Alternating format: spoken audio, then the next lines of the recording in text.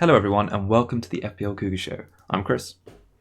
I'm Kieran. And today we are previewing Gameweek 9. In tonight's show we were discussing each upcoming Gameweek fixture, predicting the potential key players, differentials and clean sheets. We'll also reveal our teams and planned transfers.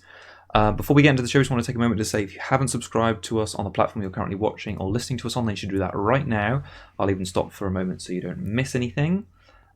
This week, for the first time, we are doing sort of separate shows. So we've got a show coming out later in the week for our Cougar Cup picks and differential chat, which is new. And on later in the week, we're also going to do a sort of separate captaincy show. Those shows are going to be a lot shorter, so we hope you enjoy those. Right, let's kick off by talking about Game Week 8 Geek, which feels like ages ago. We'll just skip through it quite quick because I'm sure it's a distant memory for most people as well. How did you get on? Well, I got 58 points, but it kind of...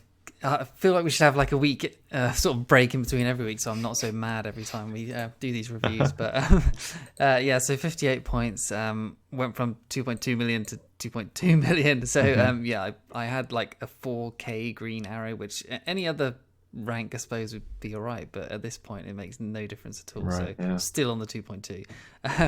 And then obviously I had Bruno, who got the 17 quite early in the week, and I was like, oh my god, yes, here we go. And then De Bruyne starting well, and then that kick in the teeth for the penalty miss was just like, just classic my luck. But it was like a 10-point swing there. Yeah, big time. So that I probably could have got into the millions or like into the 1.5 million-ish, I think, if KDB would have done something like that. But anyway, McCarthy 6, Justin 6. So last minute decision was to bring Justin in for Kilman. I benched Kilman instead, so that was a good decision. James 2, annoying that he didn't get anything when Chilwell did. Eiling with his back-to-back 0-pointers for my team. Salah, vice-captain, obviously went for Son, playing West Brom, seemed a logical decision, but Salah with a 9. Son, which I'm going to pretend he got a return and wasn't the captain with 6 points. And then, Calvert-Lewin, which shouldn't really have been an assist in my opinion, but 5 points. And Wilson, who I bring in, who looked good, had a good run of fixtures, and then instantly tears his hamstring. So there you go.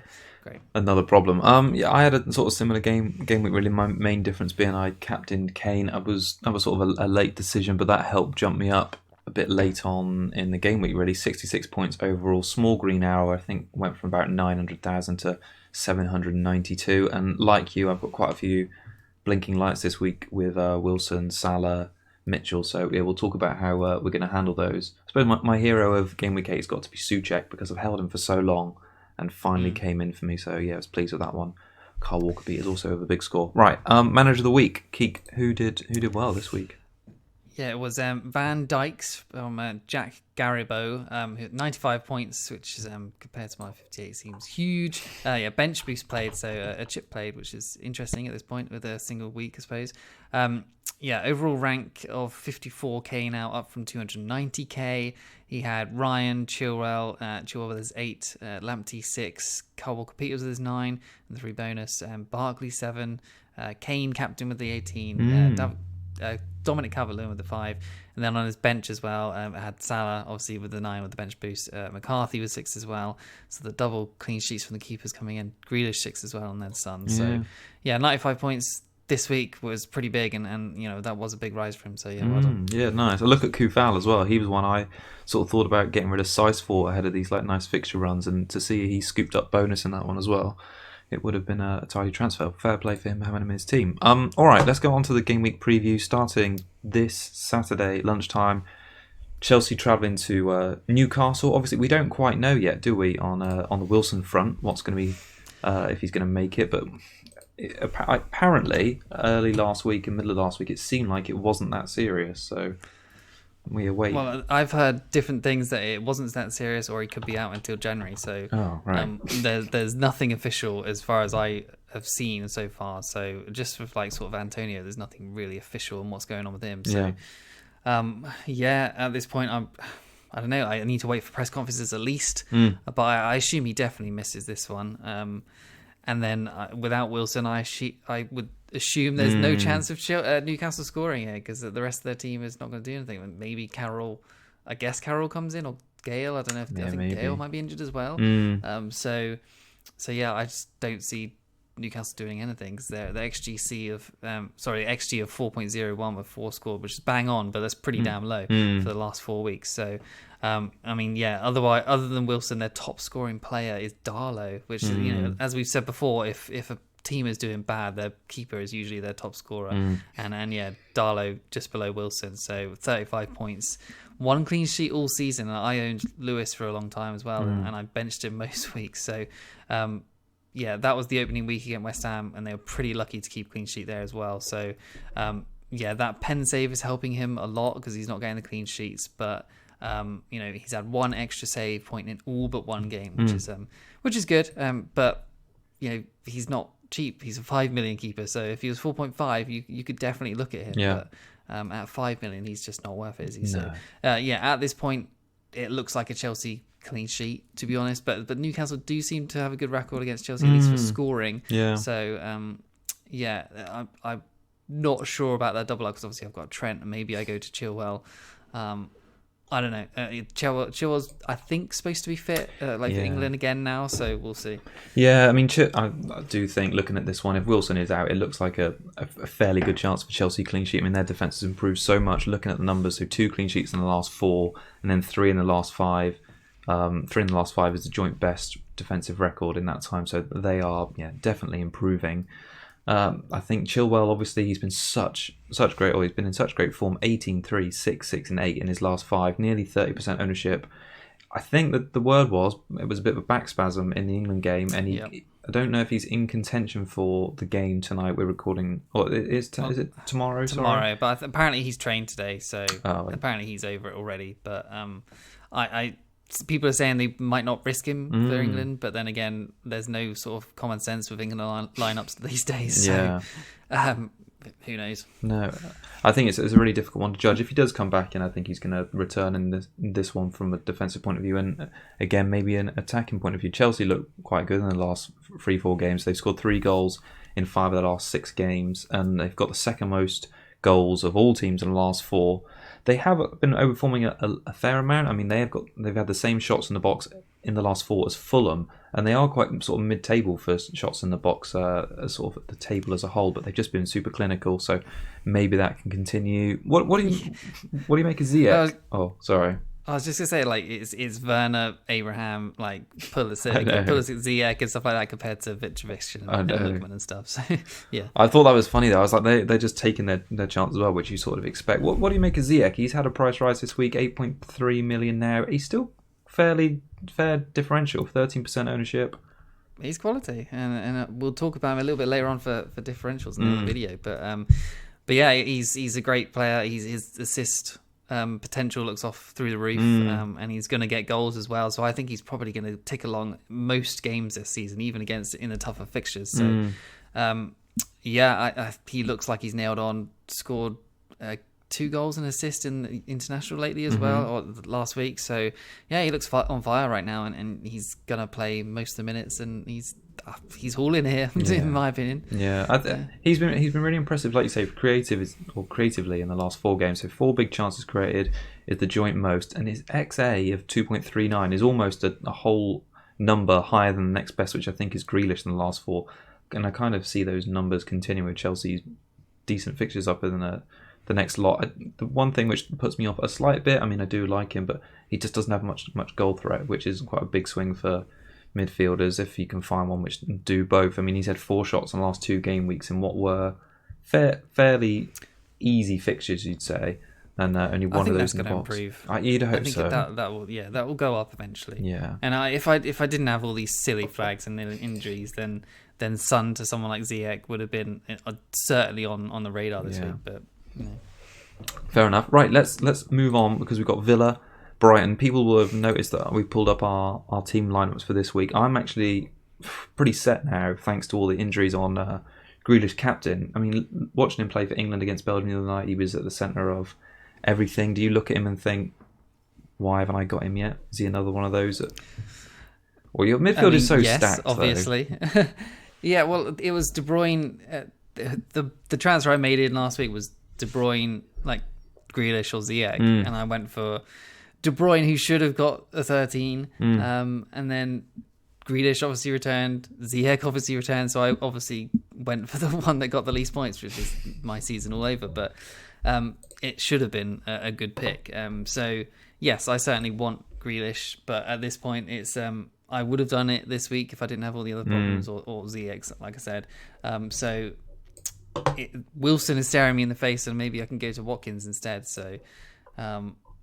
Yeah, but Grealish, yeah, like 35.6% owned now, 7.5 minutes. He's already gone up by 0.5. And to be honest, yeah, he's just an obvious pick now. Like, he looks so good. And the fixture run is just incredible of Brighton at home, West Ham away, Newcastle home, Wolves away, Burnley at home, West Brom away, and then Crystal Palace at home. Like, that's the next, 7 weeks just of green and slightly greys against the Wolves away and stuff like that. So, I mean, the games where they falled as well have been against the tougher opponents, especially for Grealish, against the Saints high line, the Liverpool and the Arsenal. So against Wolves, possibly not. You say that's a tougher fixture. Obviously, they're good defensively, but the tougher fixtures probably aren't really an issue for Villa right now. So but yeah, Grealish, I mean, he's actually been quite inconsistent. He's had a 3, 8, 24. Obviously, that was the Liverpool game. Then a 3, a 1, a 15, and a 6. So. What it's I was gonna say on that point, because I thought you'd bring it up. The reason that the 24 I think is quite interesting is, like, if you look at just his home games as a base, the 24 obviously boosts it, but he's averaged 11 points per game at home this season, which is quite amazing. And I think the one that you just mentioned on the list there was that Leeds game at home where he had like a shot cleared off the line. He basically looked like he ran the show, missed a couple of big chances, and then got like a late yellow card. So I think that sort of like muddies it a little bit, but I think he's been consistent at home. No, I agree. I mean, obviously he has been, and yeah, I suppose it's just the away form that it hasn't been as good, I suppose. But he is a no-brainer pick, but at the moment, and I just haven't been able to get to him, and he's just obvious now, isn't he? But maybe he gets injured for England in the next game, and I won't have to worry about it. You can't say that. Anyway, so Watkins, if Wilson's out, I am interested, obviously. 7.2% owned, 6.1 million. 7 and 3 in the last two. Gets bonus points whenever he returns. XG of 2.46, which is pretty good. XA of 0.55, not ideal. 8 shots, kind of poor, but 4 big chances, 4 key passes over the last 4 weeks. 24 points. So, yeah, with those fixtures, he looks amazing. But like I said, are they going to get the chances against teams that are sitting back as much? Yeah. That's the worry. I mean, maybe I should just go to Bamford, who is always getting a chances and can score pretty much against anyone. But I don't know, if I don't have Grealish, Watkins seems like the obvious play. Yeah, and he looks like he's wrestled penalties, quite literally wrestled penalties from Grealish as well. Yeah, people have said that, like, he actually is the taker. Grealish only had the ball in that game because he wanted to get the hat-trick or something, I think. Right. So, I mean, it's conflicting points, but apparently that is the case, that Watkins is the penalty taker. Oh, interesting. Okay. Well, that's quite good to know for, like you say, for his potential bonus points. I think, to be honest, I think they're going to do one on Brighton this weekend. I think they're going to put maybe a few past them. Looking at Brighton, I don't really know where it's gone wrong. We were sat here like a few weeks ago, or maybe even towards the start of the season, saying, "Oh, they look like the real deal," and Trossard's really, really good, and Mupai's really good, but they've been so poor. So they failed to win the last 6 games. Defensively, not been great either. 3rd most goals this season. I think they're 3rd worst as well for big chances conceded on average per appearance. So, yeah, really poor, and they've only got one half decent looking fixture in the next 5, and that's Fulham away. So, yeah, do fear a little bit for Brighton, because they could be a bit like Bournemouth of last season. No one's really talking about them being near the bottom end of the table, but they are slipping down that way. I've got to say though, despite all that, I must say Lamptey he's performing really well individually. So in the last 4, he's in the top 10 overall. He comes in at 10th actually for expected points of all players. He's had 4 shots in the box, which is the second highest after Maguire for all defenders. 15 touches in the opposition box is the joint most of all defenders. So I think the fact that he's pretty nailed on, he's getting forward, and he's still only, I think he's still 4-7, and he's a bit of a differential. Like I said, the fixtures aren't great, but if you're looking for someone to maybe round out a wildcard squad, I do think Lamptey still looks like a good option. Yeah, even Webster 4.4 nailed on there if you want a cheap one, but yeah. No, I'm not sure where their defensive or when their defensive returns are going to improve, but from an attacking point of view, Lamptey still looks like he could do it. I really wish he was 4-0. Like, he would have been amazing if he was 4-0 wouldn't this he? year. He did himself no favours by being good in Project Restart, because then FPL were like, who's this guy? Yeah. Just give him that extra 5. All right. One of the big ones this weekend, Spurs against Man City. Man City, of course, just before their really good run, and Spurs now just on their really bad run. But I don't know. I kind of feel like a Spurs win in this one. Well, I mean, I hope you're right, because I'm forced to keep Son this week with the other issues and only having one free transfer. So Son is just going to have to stay, and hopefully he is COVID free, because I think he played after there was worries of a few players in their squad having COVID or something and possibly having to self isolate. But he did play the next game and played 90 minutes, so I assume he's fine. But anyway, Son at 58.4%. So he's already gone down about 3-4% since obviously the end of last week. Big regression in stats from game weeks 1 to 4 compared to 5 to 8. So I'm just going to run these off quickly. Points 45 versus 29. So regression there. XG of 2.96 versus 1.7. XA of 1.96 versus 0.53. Huge drop off. Shots 10 versus 8 is the only thing that's sort of similar at this point. Goals 6 versus 2. Big chances 6 versus 3. Big chances created 3 versus 0. So not great for people who are holding on to Son, and obviously which is me. But however, the last 3 games have been against teams who have sat back and defended. And his hauls have come versus Saints, Man United and West Ham, all 3 who are teams that attack. Yeah, I agree. And have high lines and stuff. So City could, and I'm underlining could in my notes, could be a good game for him. So, sellers beware, possibly. Yeah, no, I totally agree with you. I think that's how Mourinho's going to play this game. He's going to try and get them to sit back and use Son and Bale on the counter-attack. When I was having a look at some numbers for some other players, I noticed that Souček had the most, or the same, I think it's the same touches in the box or shots in the box. I'll find out a bit later when I go to West Ham. In fact, I can have a look now. 13 shots in the box. Souček's had the same as Son this season, which I thought was incredible. Souček's had 13 shots in the box. Bloody hell. Same as Son this season. I know, mad. Okay. But I mean, he's obviously not as clinical and not a good player and totally different. But I think it shows that Son's best games, or most clinical games, like you say, are games where he's got space to run in behind, and the ball's played to him quickly, and he doesn't take many touches and shots in the box before he scores. So, whilst the fixtures look bad on paper, I do kind of think that there's going to be returns in the next 4 for him. So I'm not too worried about getting rid. And even if he doesn't perform against City, I'll hold on to him. On City. Do you still have him, by the way? I can't remember. I do. Yeah, you do. Yeah. You're not thinking of selling him. Then? No, I don't think so. I think I've got too much else to worry myself about. And I fancy a Spurs win here. 6 big chances created away from home this season for City. That's worse than Fulham and the same as Palace. So they don't come in with great attacking stats. 7 big chances conceded on the road is an average of 1.7 per game, which is roughly mid-table. So I don't think, from recent form or recent away form, Spurs have much to worry about in this one. I mean, I know it's Man City and they can turn it on, but form-wise, I think they're in with a good shout here. Spurs XGC is 4th overall with 3.49. So possibly good defending. Obviously, Doherty's got COVID, so Aurier is going to come in there, which might not be as good for them defensively. But good for you though, KDB penalty.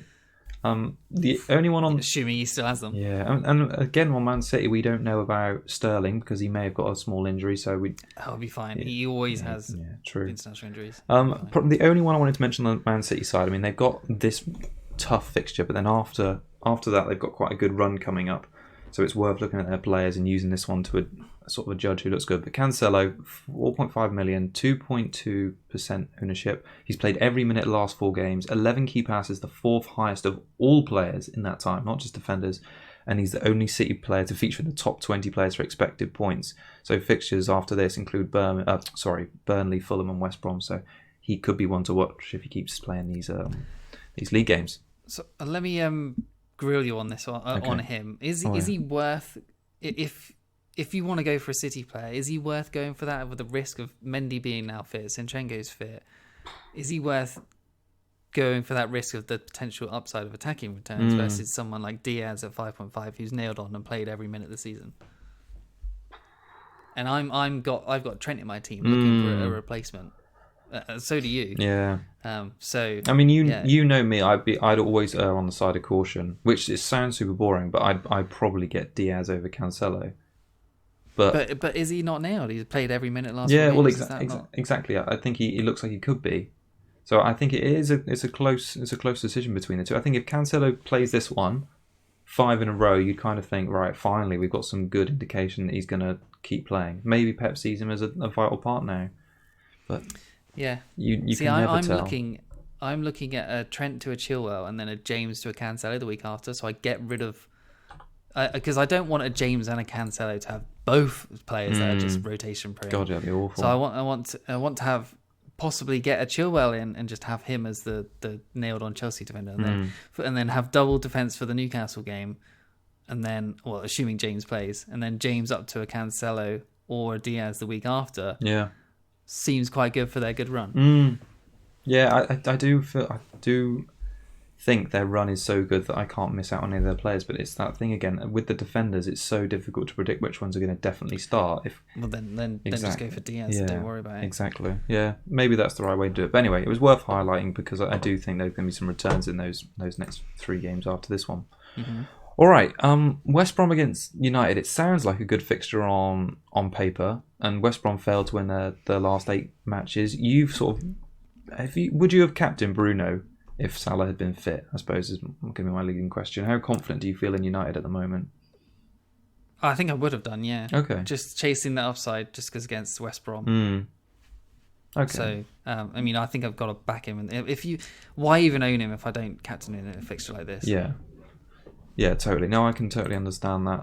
I do think West Brom are going to make it difficult for United. So West Brom, they conceded 19 shots against Spurs, which is pretty high, but they still only conceded 1.64 XGC on the road this season. It's not bad. I mean, that's about mid-table. Yeah, it is about mid-table. So it's not like they've been getting whipped when they've been on the road. So I kind of see them losing by 1 or 2 in this one, but I can't see them getting thumped. But it's just a question for you if Fernandes is going to return those goals. He looked really good against Everton and sort of back to his post-lockdown form. So if he can turn it on, he's struggled, and United have at home this season as well. So that's probably worth mentioning. Oh, I mean, yes, that's true. But however, I think Bruno has. I think I'll talk about it more in the other video as well. But he's only Kane has scored more points than him since in the last 4 weeks. Wow, okay. So he is getting on form again. And I don't have anyone else to captain, and Bruno is only 20% owned. So why not? Yeah. He's looking like he's getting on form. Like Man United are hopefully going to start playing better. And this is a fixture to sort of get themselves right, I suppose. Obviously, the Everton game was good, but to just keep going and actually find some consistency, this feels like one of them to do it. And obviously, West Brom, you say they're good in defence, but it's still West Brom. They're pretty awful. So, on the defensive side for Man United, like West Brom, like their XG is like pretty much the worst. I think it's only Burnley have scored less than them in the last 4 weeks. So, but yeah, Man United's defensive XGC is the best in the league at the moment, which is interesting. And they've only conceded 3, and then they had the second to least shots conceded as well. So that's good. And they're the top 3 of all teams for headed chances conceded, big chances conceded, and shots from set pieces conceded. So the defense across the board is looking good for Man United. Obviously, they haven't kept many clean sheets, and when that happens, people are just, oh my god, Man United, they always concede. But the defensive stats, like there was a period last season when Man United had a run of a lot of clean sheets in a row, and then they went crap again when everyone started to get on them. But Maguire scored versus Newcastle this season and for England recently. I think he scored in the Champions League recently as well. So it could be a sort of shrewd time to buy a Maguire ahead of a West Brom at home. Bruno capped corner to Maguire's head. Like, I know that sounds really odd of me to just suggest Maguire, but I think it could be a good pickup for the list. Like Southampton away after this, like with no Ings, I don't think that you can see stranger things happening with a clean sheet. West Ham away, no Antonio, not too maybe. bad. Yeah, Sheffield United away. Obviously, they got Man City, but they've kept clean sheets against Man City in the past. So, I think it could be as high for a United defender. Interesting. Maguire, 9 shots. He's well ahead of anyone else as well, of all the defenders of the last 4 weeks, of Trent with 3 shots. more. So his XG of 0.44. He's even had 2 key passes as a centre back. So It's not bad, is it? Yeah, I'm pretty tempted. Same price as Cancelo as well, and you know he's not going to be rotated out of the team at all. Absolutely. And much higher goal threat. So yeah, maybe too much focused on Man City and those fixtures. Maguire could be good shout there. Yeah. All right, I don't really have much to say on the West Brom players. Is there any more you want to say on United, or shall we? I'll just quickly mention Rashford. Oh, yeah. Obviously, all the attention is going to be on Bruno. Oh, yeah. I think Rashford's injury is probably going to be absolutely fine. Rashford, he's only 8.3% owned. So if you own him, which I think quite a lot of people on Twitter do, differential captain against West Brom, why not? I think Bruno might get marked quite heavily because West Brom are trying to play him out of the game, I assume. So Rashford could be the one that gets free. Problem is he's only had 1 haul all season. He's had 2, 7, 2, 15, Newcastle 2, 2, game. and 5. Yeah, versus Newcastle. And even in the 1 clean sheet United have had, he got a yellow card. So, but he's had 14 shots, which is second of all mids, which is actually encouraging. And he's going about his game quite under the radar, and this could be a good game for him as well. He's definitely not going about his tweets under the radar at the minute. He seems to be getting a lot of. As soon as he started tweeting, just people just using an excuse to bash him at the minute. He's having a tough time up on there. Right, moving on to Sunday. We got probably one of the fixtures I'm looking forward to most this weekend, which sounds stupid when Tottenham are hosting Man City, but Fulham against Everton. I think it's an interesting one from an FPL perspective for a few of their players. I mean, Everton started off the season like a house on fire. Calvert-Lewin had been really good. He's still only blanked once this season. Richarlison is back for the first time. Rodriguez, I mean, it feels like he should come back into this one and put on a better performance than he has done recently. Hopefully he's cleared of his injury. But just an idea of how poor Everton have been without Richarlison. So goals scored by Everton without Richarlison. They've played 3 games, scored 2 goals. And goals scored by Everton with Richarlison in the team. So this is all comps to start of this season. 7 games, 23 goals. Goals per game average 3.3. So they are a totally different beast without Richarlison in that front line. And I kind of think with these fixtures coming up for Everton, it could be a really good time to even think about captaining DCL as an alternative to someone like, I don't know, maybe even for me, for Grealish, Bruno. I mean, now that we know Salah's out this weekend, I don't think DCL captain up against a Fulham side is a bad shout at all, really. Everton, though, they don't look great defensively at the minute, so conceded 2 goals in the last 5 games, and I expect them to concede here against Fulham too. I think Fulham had 57 shots in the last 4, which is the 4th highest total. Mostly Mitrovic, just shooting from any old place. But yeah, I expect this to be quite a high-scoring game, and yeah, wouldn't be surprised if DCL comes out of this with like a double-digit return, and I think you'd take that as a captaincy pick this weekend. Obviously. Yeah, I don't think he's been mentioned much. Have you seen him been mentioned much as captain this week? No, to be honest, I didn't really think about it. I didn't know Richarlison was back, so is that confirmed? Yeah, because he just had his suspension for his right, of course. So I think he's just going to come straight back in, I'd imagine. I saw there was an interesting quote from him that said something like Ancelotti's told him that he's on course to win the Ballon d'Or, which I thought was a fantastic. Okay. Yeah. I know, so we'll look forward to that. I mean, to Calvert-Lewin, just to put the captaincy thing in perspective, he's only returned a double digit once this season, which was that 17 game week 2 when he got 3 points. He's got 6 3 times, he's got an 8 twice, he's got a 5. So I mean, they're not bad captaincy returns really, and I kind of think he's going to return against Fulham. Yeah, give me something to think about. So on the Fulham side, yeah, XG of 6.6, 4 scored mid-table, XGC of 7.27, which is 17th. So yeah, it looks good for Everton there. Just to mention, like, who's on penalties now? Obviously, Lookman had that absolutely awful one last second that Mitrovic gave up to like draw the game odd, and then Mitrovic missed for Serbia last minute in the penalty shootout for Scotland to go through to the Euros. So confidence for him must be pretty low at this point. Yeah, I mean, if you own him, I guess you play him this week, but with obviously Everton looking bad defensively. But yeah, there's no one really to pick in this team other than Mitrovic and Lookman, but I'd just avoid altogether. Just avoid. I think more than any other season, it feels like this year we've only really got 17 teams to choose from, because I don't think Fulham, West Brom, and maybe even Sheffield United offer that many good picks yet this season, and maybe even to an extent Burnley as well. It's a bit of a strange one, because I feel like we do it. I mean, you maybe find the same, but we do the notes every week And I feel like every time Fulham, West Brom, Sheffield United and Burnley come up, I'm really nothing to say. I'm really struggling, which is rare because usually we do this because it's good to look at all the different teams. But yeah, this season for sure, I've kind of come across teams. I think there's just nothing to get excited about. I mean, speaking of Sheffield United against West Ham, nothing to really say about Sheffield United either.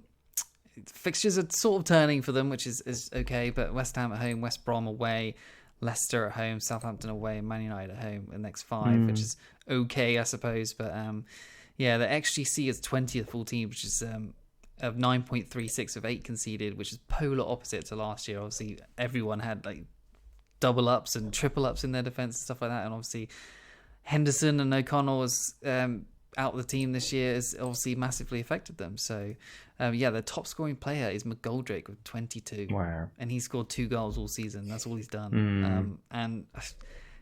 Brewster might be needed off people's benches this week. Yellow flagged still though. I assume he'll probably be fine. Yeah, but he has 6 points in 4 appearances. He's only had 2 touches in the box in 4 appearances and 1 shot. Yeah, it's not a lot to get excited about on the Sheffield. I mean, look at Ramsdale still, and he's just losing value week on week in my team, and it's a strange one. He's only got 21 points. He's the second highest scorer, and that's awful. It's mad, isn't really it? Bad. Yeah, they've had such a fall off, but yeah, maybe soon they'll turn a corner. But remember last season, I think they nearly set a record from the promoted side that had gone away from home up until Christmas and not lost a game. They were imperious last season. Yeah. So yeah, it made a big difference losing Henderson perhaps. West Ham. I mean, fixtures are right there from at the minute, and I think the time now to load on them if you've got transfers available. So they've only got 1 traditional top 4 team, which is Man United the next 5, and only 2. So that's United plus Chelsea until the end of January. That's basically 2 months of just good quality fixtures. So I got something. What was that? I wish Antonio never got injured, man. Man, tell me about it. He would have been primed for this run. It would have been incredible. But yeah, there's got to be some other good options for I don't know, in budget. 2.5 goals scored in 6 of West Ham's last 7 away games. So you expect it's going to be another couple, I would have thought, in this one. They're averaging 2 goals on the road so far this season. That's pretty good record, and I expect them to score against Sheffield United, who haven't kept a clean sheet. Looking at their different players, Cresswell, I think he's got to be considered for the defensive side of things. He's been really great recently. Souček's been the hero for me in the last game week. I think more returns are coming, so 4.9 million still. He's still a mega differential, 2.8%. I think you've got to make a commitment to him though. It's a big thing to spend only 4.9 million on a starting midfielder. I've been doing it, Kieran. I'm here. I'm 8 weeks deep. And we're going again for week 9. But he's had the same amount of touches in the box as KDB so far this season with 22. 13 shots in the box since the start of the season. Incredible. Put that in perspective. That's the same as Jimenez and Son. So I kind of hope he returns this weekend. But I think West Ham are good options. Yeah. What's his total points at, do you know? Oh, it's probably not high because I think he's only got 1 goal and 1 assist so far this season. I'm sure you'll be able to tell me. No, I'm just looking at someone like James at 5 million around the same price of just should I have spent the money on someone like Souček instead of a 5 million defender? He's only got 23 points. Well, yeah. James has got 33, so there you go. I suppose I've done well there, I suppose, but yeah. It's helped you to get more in the attack, hasn't it, with Werner and stuff like that. So you've done all right, and you've got 3 attackers, which I obviously don't. Yeah. Oh, I feel like he's been able to give me a better balance of the squad. I mean, it's these fixtures that I've sort of been pinning my hopes on, and to get a goal and assist out of that awful run, I think that's quite good. I also think Fornals, Bowen, they all could be good options for West Ham in these games as well. Hopefully he says something about Antonio, because I'd love to just go straight Wilson back to Antonio and be absolutely happy with that. I would have loved to have been able to not do that transfer in the first place, but let's say we hear something. Let's just wait till the presses, because if anything, making early moves was just, we've seen this international break as just an absolutely silly decision this year. And I was close to doing it at the start of this. I was just like, I'm going to just do Son to Ziyech tonight to just get the imagine if you had get the price rise, and it would have been an absolute nightmare. So save them until at least Friday. I mean, we haven't even spoke about our squads yet. Perhaps we'll just wrap up at the end. But I've got 5 players that potentially won't play this game week, which is pretty horrific. Yeah, I'm on 3, but Wickham was 4, but he was always out anyway. But yeah, it's not good. All right, on to Leeds against Arsenal. Clean sheet here for Leeds, you reckon? Shot shy Arsenal. Weirdly, yeah. I don't know if you read my notes, but I actually do think they could get a clean sheet here. Obviously, they've conceded 8 goals in 2 weeks, which is awful. Yeah. But they've had 2 clean sheets the next week, and they keep, as I said last week, they keep clean sheets when you least expect it. And Arsenal do look goal shy right now, shot shy as well, as you just said. So although this fixture looks bad on paper, I think I'm starting Eiling this week. He can't get 3 zeros in a row, surely. So I mean, worst goals conceded of the last 2 weeks by 3 goals, which is really bad. So yeah, I mean, Eiling and Dallas's sort of stats have been there. They still are there. So I'm starting him, and Arsenal look really bad attacking wise. So clean sheet, and I think Leeds win this 2-0, something like that. Yeah, I could see it. I mean, like you say, Arsenal's really strange. I mean, they're about to embark on a good fixture run, so normally you'd be looking at them and think, oh my god, I need their players. So like West Ham, they've got 1 traditional top 4 team in the next 5, that's Tottenham, and only 2 until the end of January. So I mean, they're on a similar sort of level of fixture run, but their form is just awful. So 3.8 XG in the last 4 is the 4th worst record in the league. 1 goal scored is only better than Burnley. That's tied with West Brom. And 1 clean sheet in the last 4 too. I mean, that was a penalty as well, wasn't it? That goal against Man United. Aubameyang against United, and awful. And 1 clean sheet in that time. So that was in the United game. I mean, 1 clean sheet out of 4 doesn't sound too bad, but the fact that it was in that game maybe a bit of a I won't say fluke because that sort of puts it down a little bit, but it's not reliable data for me to think I want their defenders. And the fact that, like we said before, Leno leads the way with expected points in the last 4 with 18. I'm just not touching any of their players or thinking about any of their players at the minute. It's a disappointment really because they have got some good fixtures. I don't think a defender is the worst option possibly, but it's which one. Yeah. And then Aubameyang on paper at the start of the season we probably look at this run of fixtures and think, oh yeah, let's bring him back in at this point. But no, we need to see at least 1 game where he looks like he's going to do. Yeah. Or looks like he can get multiple turns and in more weeks. I mean, he is a flat track bully. He has been traditionally. So maybe this is the time where he starts to pick up some form where we can actually look at him. But yeah, we need for anyone that. Oh, I was going to say we need Aubameyang to have Bamford numbers. Well, yeah. Okay. So speaking of, I suppose, XG of 3.46, which is only second to Vardy and all the strikers right now, and he's obviously 6.1 million, so that's pretty good value. Only Kane has had more shots of 19 versus Bamford's 18. 80% goal involvement for Leeds, which is only bettered by Kane and Vardy. Although Aubameyang has 100% goal involvement, but they score barely any. So yeah. 7 big chances, which is top of all strikers, even above Kane. Fixtures are rough, obviously, with Everton away after this one, then Chelsea away, West Ham United at home, then Newcastle at home. So those 2 are good, but the next 3, obviously, on paper, pretty hard. So, I mean, he gets a lot of chances. His XG is good. I don't know whether that is the obvious move instead of Wilson.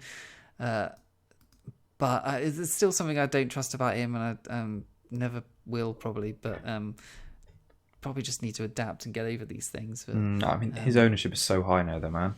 35% on him. Yeah, it's a bit scary, and you know he's going to return in. I think he's going to return this weekend. Everton, Chelsea, maybe. Well, probably Everton. Their defense is poor at the moment. I mean, I could see him returning 4 of the next 5. Arsenal, Everton, not Chelsea away, but West Ham and Newcastle as well at home. I don't know. It's going to be some red arrows coming. I mean, I think he's still really affordable. If people who owned Wilson are going to be going there, people that maybe still have got Ings are going to be going there. Yeah, I'm scared by not owning Bamford, to be honest. So, out of a Watkins and a Bamford, you'd go Bamford, would you? Yeah, definitely. Despite the fixtures, I think the numbers look a lot better. Yeah. All right, fair enough. All right, is there any more to add on Leeds? No, let's move on. Okay, Liverpool, Leicester. Oh, maybe can I change my mind? About my favourite game of the weekend. I'll switch it to this one. This will be fun. Yeah, it's way fun. The big win coming for Leicester in this one, I reckon. No, maybe not a big win, but a win. I'm going to go out there and say it. So Leicester, I fancy them big time. So they narrowly lost 2-1 last season. Do you remember that Milner got like a 95th minute penalty? I think Leicester had led in that game. Where was Salah? Do we know? Yeah, Salah got injured. Remember? Yeah, I figured it was. I think he got raked down his Achilles by one of the Leicester midfielders. But yeah, he came off there. And I just think Leicester come into this one feeling really good. So they've won their last 4 away games. I think they've beaten Man City away, Arsenal. I mean, although we just said that's not much big feat in that time. 18 big chances conceded for Liverpool this season, only 5 at home. 1.06 XGC on the road for Leicester as well, third best record. I think they're going to be tight at the back in this one, and I think they're going to be pretty good going forward. Vardy's red hot at the minute as well. 7, 14 and 4 since returning from the calf injury. He's returned in 5 of his 7 games this season. Yeah, I kind of feel like it's going to fixture that suits him. Playing on the counter-attack, Barnes in tow, Tielemans in tow. Oh, Kieran, I feel like this is going to be a kickstart of Leicester again. Fulham, Sheffield United, Brighton after this. Yeah. It's going to be like last season all over again. We've got to double up. We've got to get Vardy. We've got to get Maddison maybe. You're telling me to start Justin this week? Telling you to start Justin. Salah's out. Who else is out? Well, Salah's not 100% out, apparently. No. So... yeah, I would love it if he does play because I feel like he could haul if he does play. Oh man, I think it's Fofana's yellow win here today. This one, Fofana's yellow flagged. I mean, they like Sionchu's still out for basically the season. Evans is old. Yeah, they've got no.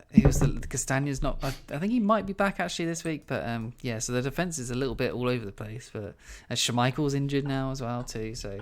I think there's goals abound for everyone here. Yeah, top of the table for XG is Liverpool last 4 weeks, 8.25, 7 scored. XGC is mid-table, 5.28 with 5 conceded, which obviously makes sort of sense of how decimated their defence is. Yeah, Jota, the one to mention right now. Obviously, and they have a great fixture run coming too. So it's a bit awkward to get rid of all Liverpool defenders, considering the run of fixtures, but they're just conceding. So saving a lot of money if you can go to someone Chilwell or Cresswell and something like that. So, but yeah, Jota should play a key role if Salah is out, but he's been playing a key role anyway, I suppose. Yeah. So he looks kind of undroppable right now. And form Liverpool mid at 6.5 million. I mean, why are we not all on him at this point? Don't really make any sense, does it? No. So 9.3% owned, still a differential, 5 goals in 3 weeks, including the Champions League.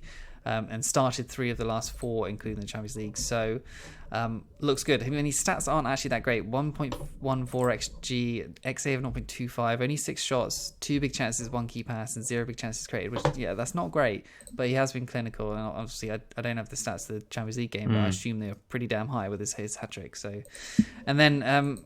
yeah, Liverpool defence, Trent replacements. Obviously, you and me own him. Yeah. Chilwell looks like a pretty obvious one. Attacking returns plus against clean sheet chances. Cresswell, as you've mentioned already, I think is a good option with West Ham's fixtures. Are they going to get loads of clean sheets? Not sure, really. No. I mean, it's West Ham at the end of the day. Maguire, as I've mentioned, I like. Diaz or Cancelo, good choice.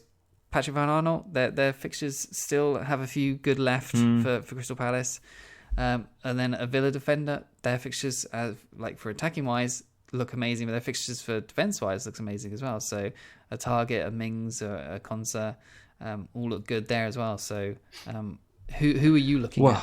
I mean, I've been saying it for weeks that I want to get rid of him because I just don't think he's offering good value. But I don't ever want to take a -4 for a defender. But it's stupid because if I'd taken a -4 for Chilwell, let's say 4 game weeks ago, I'd be well up by now.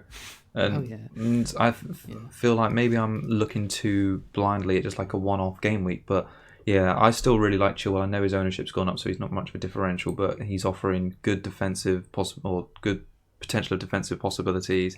He's offering good attacking returns. I'm still not I'm not sold on United. I'll be honest. Like, been there before, haven't I, with Wan-Bissaka last year.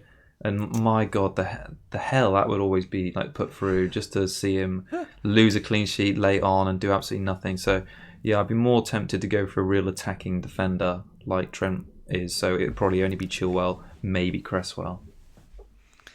And then you wouldn't be sort of interested in Diaz or Cancelo early? Then No, I don't Not think yet. so. No. So you're going to go to Chilwell. You're going to take. If we'll see what happens, but like I said, I've got quite a lot of issues in the team with Trent, Are you thinking Salah. about just keeping him at this point? Yeah, well, Possibly. that's the thing. I'm not sure if I can afford to take a. I'll see what the damage is like this with the press conferences this week. But yeah, I mean, I'm sitting on Trent, Salah, Wilson, Seiss, and Mitchell. That's 5 players who might not play this weekend. And if any one of those do play, it's one less thing to worry about. So if Trent plays, then I can't. Trent's not going to play. Trent's nowhere near playing. He's out for at least 6 weeks, I think. Well, so Trent is 100% not playing. Oh well, in that case, if Trent's not playing, then he's probably going to go this weekend if Chilwell's fit. Yeah. Maybe even Cresswell if I'm feeling a bit naughty, but we'll see. Probably going to be Cresswell. How about you? Fair enough. Yeah, I think Chilwell seems like the obvious one. I mean, 35% owned, I think he is. So that's the whole 60-odd% of the game that's still not owning. Yeah. And at my 2.2 million rank, there's a lot of people. Yeah. So I think I can still make gains with him, and I'd be happy to have him for the double up for the 1 week, and then move James on to someone else. Yeah, I like it. All right, Monday, the most boring match of the. They always put boring ones on Monday. Burnley against Palace. All right, where do you want to start with this one? We'll start and end quite quickly, I would have thought, on this one. I mean, I did have a load of stats about Wood versus Barnes, but I don't think there's much point even talking about them because they've been woeful in attack, right? Yeah, they have been bad. So their XG is 2.87, which is 19th with 0 scored. Yeah, they haven't scored in the last West 4. Brom actually have a worse XG, but they've actually scored a goal. So that just shows you how bad Burnley have been. XGC is mid-table of 5.51. So if you have someone like Taylor, you had him from the start of the season, I think he's possibly someone you could start this week if you need to. But yeah, don't pick any of them right now, honestly. No. They're a dead team. Yeah, definitely, yeah. But I mean, looking at the stats, so Burnley failed to score in the last 4, and Palace have failed to score in 6 of the last 8 away games. So not great either. I think it's got 0-0 written all of it. I do think that it should be said that Palace aren't that great on the road defensively. So 1.7 XGC on the road this season, a 6th worst record. So I mean, we've always given quite a lot of props for being solid at the back, but yeah, they've not been great away from home. Zaha's a bit of a mystery still. So I mean, he's doing well this season. So on the road, he's the 7th highest scoring player. So he's proven when Palace do score, although a lot of those returns were towards the start of the season. It shows how important he is because he's usually involved. 10 shots in the box in the last 4 away games is pretty decent. So yeah, I do think if Palace are to return, usually this season it's been falling more on Zaha's head, and he has been doing it. So yeah, I could see him returning in this one, but if not, it's going to be a 0-0, I'm sure. All right, last game of the game week, Wolves, Southampton. Another juicy one. Why do you think that we were like, me especially, why do you think I was like, I won't get Adams instead of Ings? That would be stupid. It'd be stupid to buy the player who's going to have all the chances Ings would have had. It's just stupid. That was very much the when we all got Walcott, remember? Instead of, I think, was it Richarlison? Maybe. A couple of years back in the Everton defence, we were like, oh yeah, let's just get Walcott instead. Just to cover Richarlison because Everton looked great going forward, and then now it's an absolute shit show. Yeah. So I said last week I wasn't too keen on Adams without Ings, so, and I still kind of feel like that. Even though he did do well last week, I still feel like Adams without Ings is not that great. So I mean, time will tell. And I'm obviously my decisions this year have been absolutely awful. So should have just gone to Adams from Antonio. That was the choice, but never mind. I kind of agree. I mean, Adams looks like he's. I kind of trust him a bit more now he scored, like in that single goal and last time out. And it's typical, wasn't it? It was the first game of the game week. All the people that just sold Ings, and then straight away Adams scores against Wilson and Newcastle right off the bat. You think, I just made a bad decision. Anyway, I don't think it's too late to get him because I think that the fixtures are okay. 11, 8, 5 and 7 are his points in the last 4. Pretty good. 31 points is the 4th highest total of all strikers. The only thing which, like you say, probably putting you off is no big numbers underneath it. He's only had 1 big chance from his 9 shots in the last 4 games. So this one's an interesting one to see how he and Southampton cope in a tougher match without Ings, really. Yeah, I'm playing Kilman as a Wolves at home. Without Ings, I feel like it's a good chance of clean sheet for Wolves here. So their XGC is 6th of 3.93, which doesn't sound amazing, but 6th with only 2 conceded, which is the good part, I suppose. Yeah. But honestly, like when we all had triple ups, or most people did a while ago, I think now at this point it's hard to own any of them. I mean, obviously I'm happy to own one defender and a cheap one of that in Kilman, and that you can play them against Saints and Arsenal defence next week. But after that, Liverpool away, Aston Villa at home, Chelsea at home, those 3 look kind of rough. Yeah. Or look, well, definitely rough. So. And then Jimenez, obviously a darling, has been so reliable over the last few years. 8.4 million, 9 shots the last 4 weeks, which is he's usually very hot shot heavy. So that's rare for him. And he's had 0 big chances created, and only 3 key passes. And usually he's high on all of those as well. He's been a sort of a shot heavy goal and an assist attack heavy sort of. Forward. He's always been high on both sides, and he's just not doing any of it this year. So no Doherty, Johnny, Jota or Traore in the team for him right now is just not been good for him. And I feel like he needs that partner like close up to him up top, like Jota was. And the 3 up top doesn't seem to suit him because they never seem to be quite close enough to him. So I feel like they need to change the formation somehow to just get the best out of Jimenez, because he's just not doing it right now. Yeah, it's a shame really, because we come into this season, he was looked like a really good prospect again at 8.5. Looked like he'd been underpriced. But like you say, I think that the way they've changed the team with all the different new players, they just haven't all gelled yet to the best, and they've not bringing out the best in him. And I mean, he could be like a 15-20 goal a season player. We know he can. So it's difficult to see those stats at the minute. This could be a 0-0, you know. As boring as that sounds, like Southampton defensively, it looked all right. Yeah. Like I'm surprised clean sheets quite a few weeks from McCarthy. So, that could happen too. Yeah, no, that totally makes sense. All right, blimey, that wraps it up, Keeg.